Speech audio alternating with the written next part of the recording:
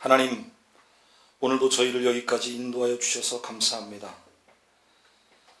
말씀을 통하여 저희에게 큰 감동이 있게 하시고 큰 깨달음이 있게 하여 주옵소서.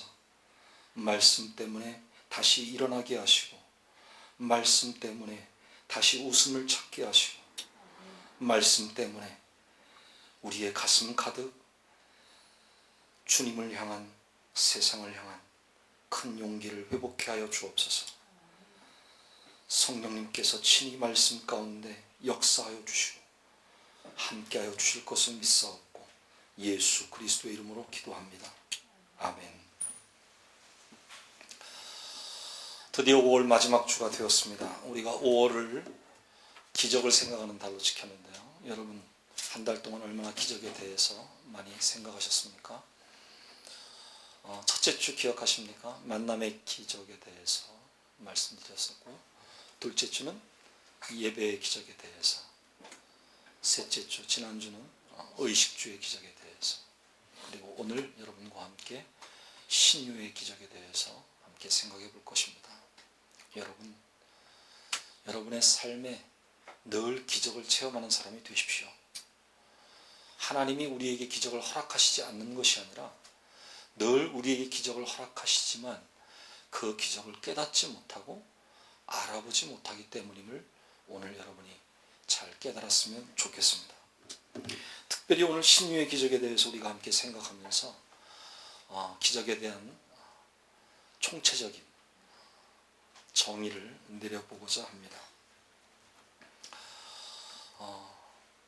제가 아침 금식을 하고 있는데요. 오늘 석진이가 저한테 오더니 빵을 건네주는 거예요. 그래서 그냥 석진이가 먹여주는 빵을 먹고 싶어서 입을 벌렸더니 제 입에 성큼 넣어주어서 탁 깨물었습니다. 그리고 나니까 제가 금식하는 게 생각이 난 거예요. 그래서 컵에다 이렇게 뱉었는데 뭐 그렇게까지 할 필요가 있을까 생각하지만 제가 이 이야기를 왜 하냐면, 여러분, 아주 맛있는 음식이 우리 모두 앞에 있다고 한번 생각해 봅시다. 만약 여러분이 빵을 좋아한다면 빵이라고 생각하시고, 과일을 좋아한다면 여러분이 좋아하는 과일을 한번 생각해 보세요. 그런데 정말 배고픈 사람과 그냥 지금까지 뭘 많이 먹어가지고 배가 잔뜩 부른 사람과 누가 그것을 더 먹고 싶을까요? 이건 뭐 너무나 당연한 이야기죠. 네, 정말 배고픈 사람이 더 먹고 싶겠죠. 오늘 우리가 신유의 기적에 대해서 함께 생각해 볼 텐데, 어떤 사람이 더 신유의 기적을 강하게 체험하게 되고 그 신유의 기적 때문에 더 감사하게 될까요?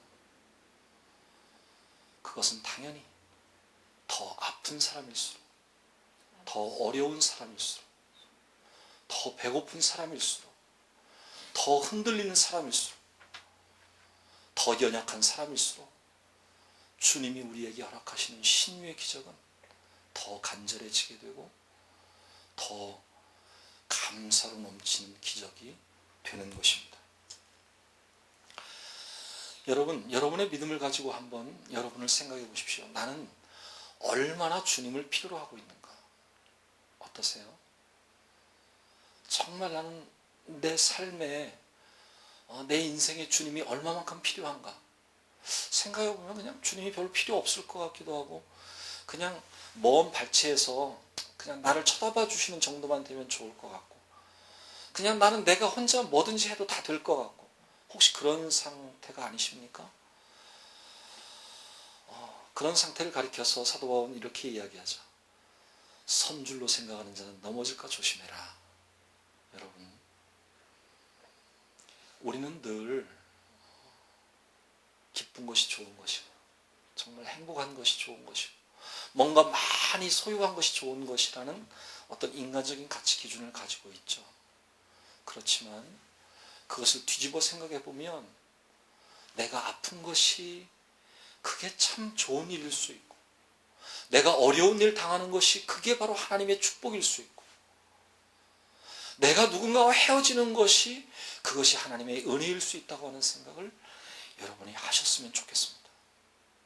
그래서 그냥 사람들이 어려운 상황이라고 생각하는 그것 자체가 정말 간절하게 하나님을 필요로 하는 상황일 수 있기 때문에 그것이 축복이라는 것을 여러분이 받아들이셨으면 좋겠습니다. 지난주에 어떤 권사님하고 같이 대화를 많이 나눌 수 있는 시간이 있었어요. 그래서 서로 지난 과거에 대해서 깊이 있는 대화를 나누게 되었는데 그 권사님이 그런 말씀을 하세요. 자기는 정말 생애 가운데 가장 어려운 일이 있었는데 그게 아들이 너무 아파서 그것이 가장 어려운 시기였다는 겁니다. 그런데 지내놓고 보니까 그 아들이 아팠던 때가 정말 하나님이 나를 가장 사랑하시는 때였다라는 깨달음이 왔다는 거예요.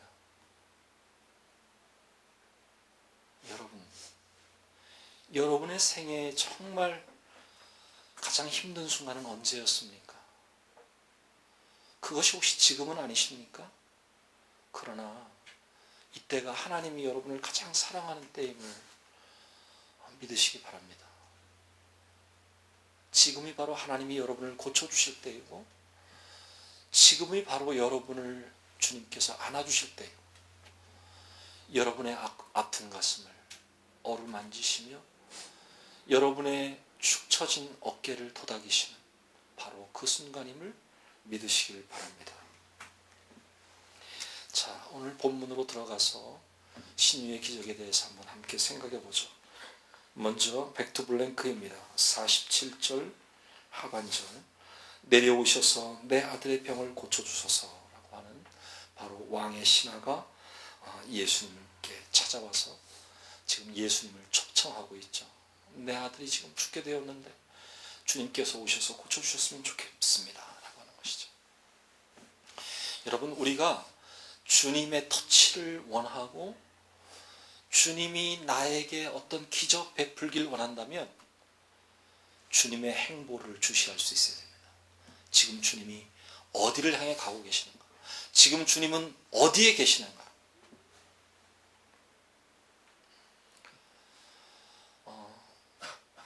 여러분 5월의 추천도서 잘 읽고 계십니까?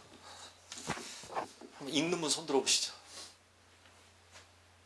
예, 없으실 것 같더라고요. 그래서 오늘은 성경 공부를 이 책을 가지고 하려고 합니다. 토미 테니의 간절한 매달림.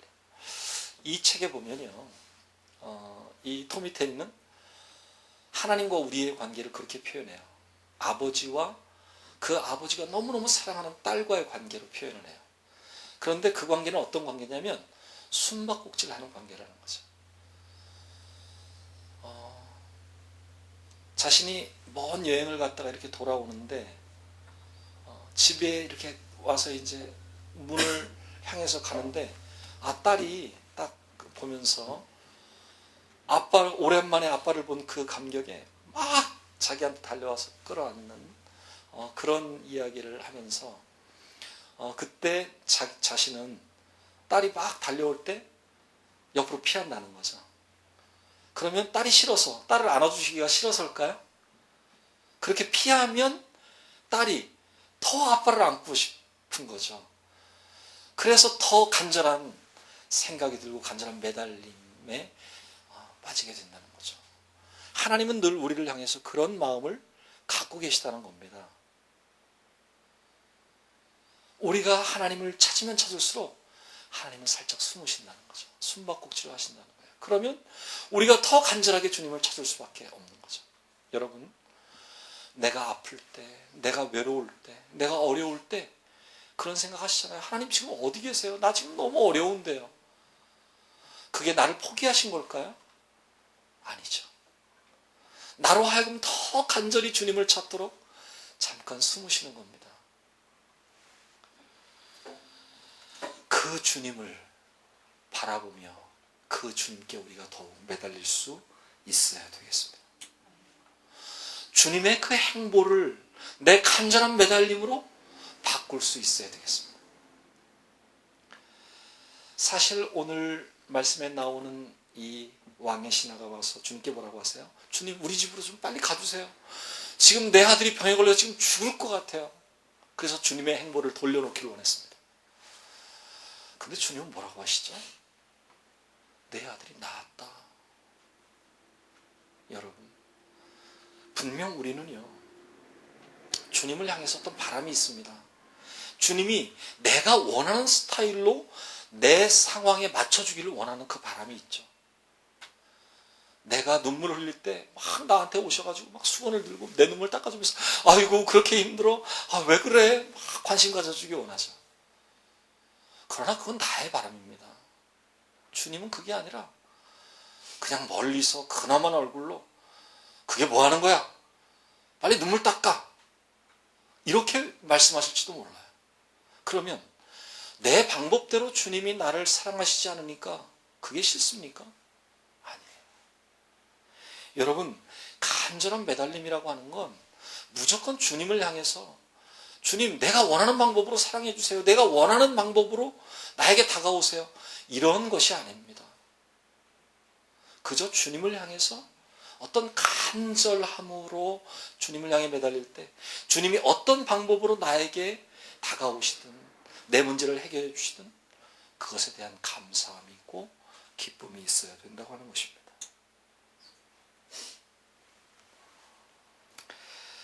오늘 본문 말씀의 49절을 보면 이런 말씀이 나오죠. 이 신하가 너무 답답해요. 죽기 전에 좀 내려오셔야 돼요. 지금 주님처럼 빨리 안 가면 죽을지도 몰라요. 그게 우리 생각의 한계죠. 우리의 주님을 향한 매달림에는 늘 조건절이 있어요. 주님이 빨리 도와주지 않으면 어쩌면 내 아들 죽을지도 몰라요. 그러니까 죽기 전에 오셔야 돼요. 내가 주님을 향해서 어떤 조건을 단다고 하는 거죠. 여러분, 그 조건절이 사라져야 됩니다. 그리고 무조건 주님을 향해서 전적인 신뢰감을 가지고 매달려야 되는 거예요. 그럴 때에 서로 서두르지 않을 수 있습니다. 그럴 때에 절망하지 않을 수 있습니다. 왜 우리가 주님을 향해서 조건절을 붙이게 될까요? 초조하기 때문이거든요. 여러분, 그 초조함을 물리치십시오. 그리고 편안한 마음으로 주님의 방법대로 하실 수 있도록 기다리십시오. 보세요. 주님의 방법이 얼마나 아름답고 얼마나 멋집니까? 주님 막 모시고 가서 아들을 머리에 손 얹고 기도해 주시고, 그래서 또 감사해서 또 주님께 대접하고, 이 번거로운 걸 모두 다 주님은 생략하시고 그냥 한마디 하시잖아요. 내 아들이 나았어. 걱정하지 마. 여러분, 우리가 조건절을 붙일 때는 내 방법으로 주님을 원하는 것이거든요. 그 조건절이 사라질 때에 주님의 방법으로 우리에게 역사하십니다. 우리를 사랑하시고 우리를 위로하시고 우리를 고쳐주십니다. 그러기 위해서 필요한 것이 무엇입니까? 바로 믿음입니다. 그래서 우리는 두 번째 믿음을 생각해 보려고 합니다. 백투뷰티 빨간 글씨 50절 하반절입니다. 그 사람이 예수께서 하신 말씀을 믿고 가더니, 아무리 하나님이 우리를 향해서 큰 은혜를 내려주시고 축복을 내려주시고 우리에게 아무리 많은 신유의 기적을 행사하고 계셔도 믿음으로 그것을 우리가 받아들이지 못하면 그것은요, 소위 뭘까요? 그림의 떡이죠. 네. 여러분, 믿음을 찾아야 됩니다. 믿음을 회복하셔야 됩니다. 요한복음 20장 29절에 보면 예수님이 이런 말씀하시잖아요. 너는 나를 본고로 믿느냐? 나를 보지 못하고 믿는 자들은 더 복되도다. 여러분, 여러분의 믿음을 한번 체킹해 보십시오. 나는 그냥 보아야 되는 그런 믿음인가? 보고 확인해서 백문이 불여일견이라고 기어이 눈으로 확인해야 그때서 믿는 사람인가? 아니면 보지 않아도 그냥 말씀을 들을 때에 그 말씀이 다 믿어지는가? 여러분의 믿음을 체킹해 보십시오. 오죽하면 주님이 이런 말씀하십니까? 48절에 너희는 표적과 기사를 보지 못하면 도무지 믿지 아니하리라. 그게 기본적인 우리의 믿음의 단계인 거죠. 봐야 믿는 단계. 그런데 지금 이게 누구를 향한 이야기죠? 주님을 찾아온 왕의 신하를 향한 이야기죠. 그리고 그 앞에 있는 모든 제자들과 모든 사람을 향한 이야기였습니다. 그렇습니다. 그때는 모든 사람이 그런 단계였습니다. 봐야 믿는 단계. 그런데 오늘 이 50절 하반절, 그 사람이 예수께서 하신 말씀을 믿고 가더니, 지금 이 신하의 믿음이 바뀐 거예요. 어떻게 바뀌었습니까? 예전의 믿음이라면 빨리 집에 달려가서 아들이 나았나 안 나았나 보고 눈으로 확인해야 정말 예수님이 고쳐주셨구나 할 텐데, 그냥 예수님이 내 아들 낳았다, 그냥 그 말씀만 들었을 때 그때 믿음이 생긴 거예요. 여러분, 이런 믿음으로 성장하신 여러분 되시기 바랍니다. 이 믿음이 갖추어져야 진정한 신유의 기적이 여러분에게 일어나는 겁니다. 그래서 주님은 늘 병을 고쳐주시고 뭐라고 하세요? 내 믿음이 너를 구원하였다라고 말씀하시잖아요. 여러분, 이 소중한 믿음을 회복하십시오. 그 믿음이 쑥쑥 성장하는 여러분 되시기를 축원합니다. 믿음이 자라면 자랄수록 어떻게 될까요? 이제는 내 방법으로 주님께 매달리고 내 방법으로 주님께 어떤 조건절을 붙여서 요구하는 것이 아니라, 이제는 편안한 마음으로 주님의 방법으로 해주세요. 내가 원하는 거 이거 별거겠습니까? 내가 아무리 내 지식으로 다 생각해도 주님이 해결해 주시는 것이 더 빠르고 더 아름답고 더 크고 더 멋지다는 걸 제가 이제는 알 것 같아요. 아멘. 여러분, 이 믿음이 생기시기 바랍니다. 이 믿음이 점점 커지시기를 바랍니다. 나에게 아무리 어려운 일이라도 내 방법으로는 도저히 방법이 없고 이제는 끝났다라고 생각하더라도 주님께는 너무 쉬운 일이에요. 그게 믿어지시길 바랍니다. 아멘. 여러분, 여러분의 믿음이 성장하시길 원합니까? 그렇다면 지금 여러분이 집착하고 있는, 혹은 여러분이 의지하고 있는 여러분의 방법, 혹은 여러분의 삶의 시나리오를 완전히 포기할 때, 그때 정말 우리가 생각지도 않은 주님의 방법으로 우리 앞에 새로운 역사가 일어나기 시작합니다.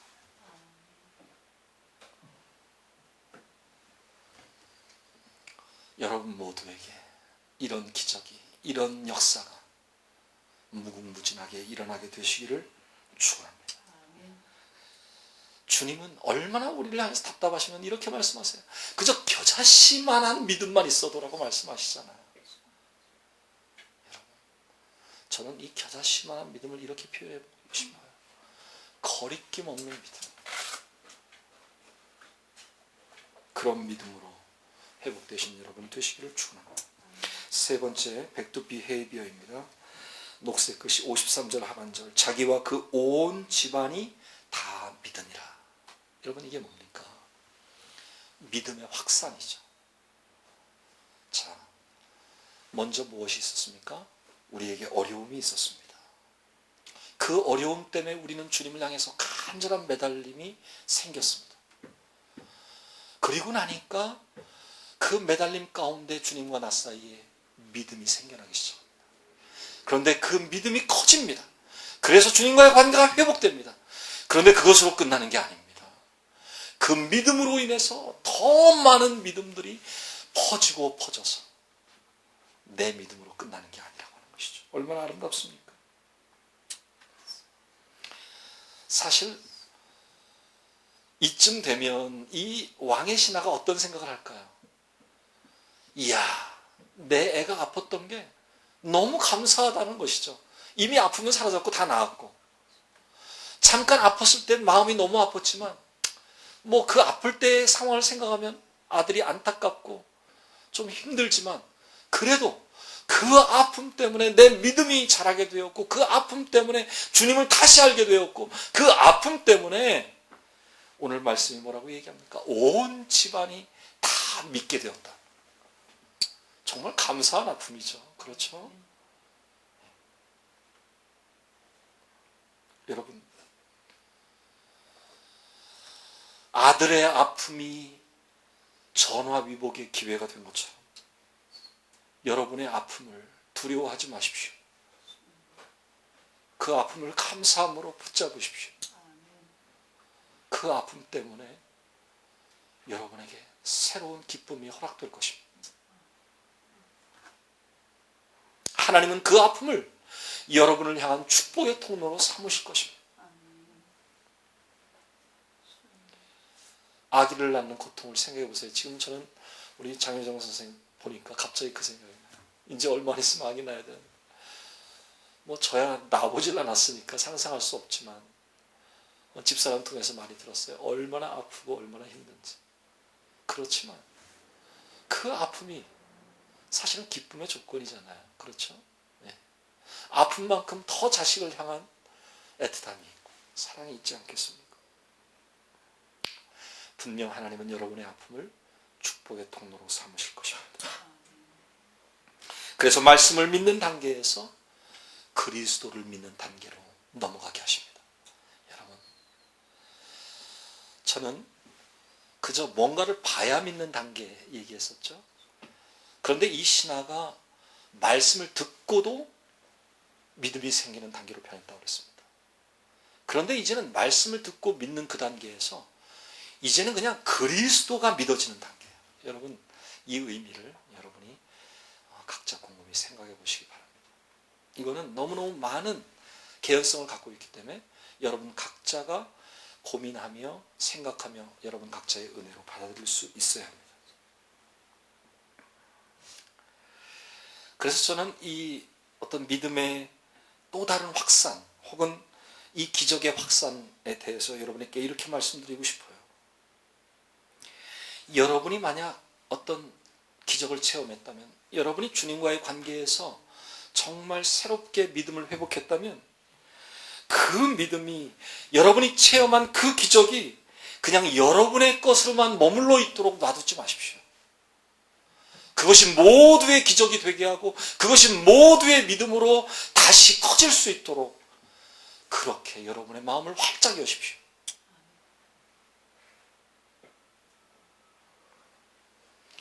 어쩌면 소중한 것일수록 여러분은 꽁꽁 감추어서 내 것만 만들고 나만 소유하고 싶을지 모릅니다. 그러나 여러분, 그것으로 모두의 것이 되도록 그렇게 허락하십시오. 그것이 바로 진정한 기적의 또 다른 기적입니다. 하나님은 우리를 통해서 이 기적이 점점 커지기를 원하시고 점점 멀리 많이 생겨나고 확산되기를 원하시는 것입니다. 그러기 위해서 여러분의 성숙한 믿음으로 빛이 되고 소금이 되십시오. 빛이 되고 소금이 되려니까 녹아지는 희생이 있어야 되고 태워지는 희생이 있어야 되는 것이죠. 내가 포기되는 희생이 있어야 되는 겁니다. 그럴 때에 비로소 하나님이 계획하신 놀라운 일들이 점점 우리의 미래에 활짝 펼쳐질 것입니다. 우리가 올 한 달 동안 붙잡은 주제 성구가 뭐였죠? 요한복음 4장 14절이었습니다. 내가 주는 물은 그 속에서 영생하도록 솟아나는 샘물이 되리라. 여러분, 그 물을 늘 마시는 자가 되시길 바랍니다. 그리고 날마다 영생의 기적을 체험하며 사시는 여러분 되시길 바랍니다. 그리고 그 영생의 기적이 나만의 기적이 아니라 모두의 기적이 되도록 내가 받은 물을 그냥 퍼주고 그래서 너희 배에서 흘러 넘치는 생수라고 표현하신 주님의 표현이죠. 여러분의 삶이 그렇게 퍼주는 삶이 되셨으면 좋겠습니다. 함께 기도하시겠습니다. 하나님, 오늘도 말씀하여 주시니 감사합니다. 우리를 향하여 기적에 대해서 알게 하시고 깨닫게 하시고 그 기적을 깊이 체험케 하심을 감사합니다. 이 기적이 내 삶을 통해서 더욱 많아지길 원합니다. 더욱 넘쳐나길 원합니다.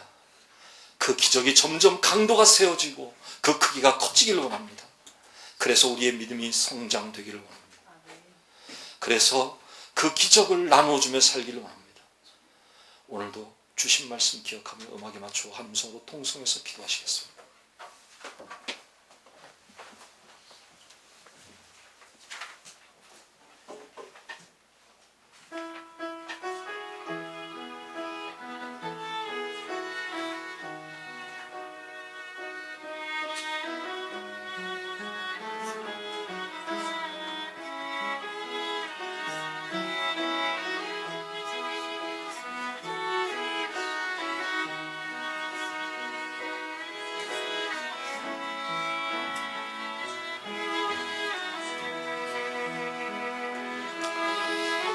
오 하나님, 우리를 세상에 버려두지 않으시고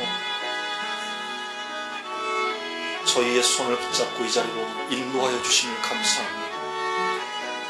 이 시간도 저희를 포기하지 않으시고 말씀하여 주심을 감사합니다. 제 마음을 어루만져 주심을 감사합니다. 제 어깨를 도닥여 주심 감사합니다. 저를 끌어안아 주심 감사합니다. 주님, 그 주님께 간절히 매달리길 원합니다. 그 주님께 늘 붙어있는 포도나무의 가지가 되길 원합니다. 그래서 내 생애를 통해서 내 삶의 순간순간을 통하여 주님이 원하시는 많은 열매를 맺기를 원합니다. 오 주님, 비록 아프고 힘들고 외롭고 마치 바닥에 주저앉아 있는 것 같은 느낌이지만 이 시간 주님께서 나를 직접 위로하시고 치료하시고 나를 일으켜 세우시고 나에게 용기 주셔서 앞으로 걸어가도록 힘 주심을 믿습니다. 오 주님 감사합니다. 이제는 주님만 바라보겠습니다. 이제는 주님이 체험케 하시는 그 기적 가운데 늘 감사하며 살겠습니다. 예수 그리스도의